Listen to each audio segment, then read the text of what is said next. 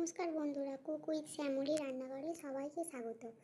আজকে আমি আপনাদের সাথে শেয়ার করতে চলেছি কিভাবে কুল চা বানাবেন।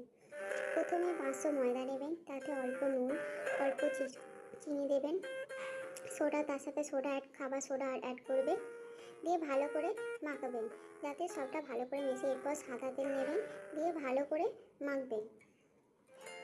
এরপর এর সাথে টক দই, ঘরের এটা আমাদের বাড়িতে বস করানো টক দই দেবেন, দিয়ে ভালো করে মাখবেন।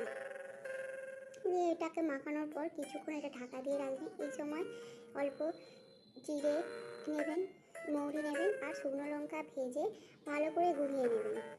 দিয়ে তারপর একটু আলু সিদ্ধ করে সেই আলুর মধ্যে এই ভেজে থাকা মশলাগুলো মাখাবেন, অল্প লবণ দেবেন, একটু শেষে পেঁয়াজ কুচি দেবেন।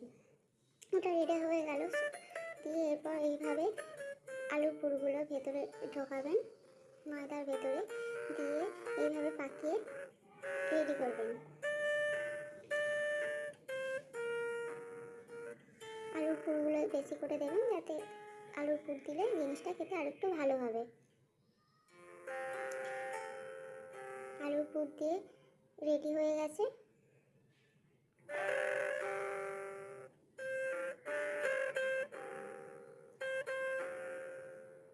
আলুর পুর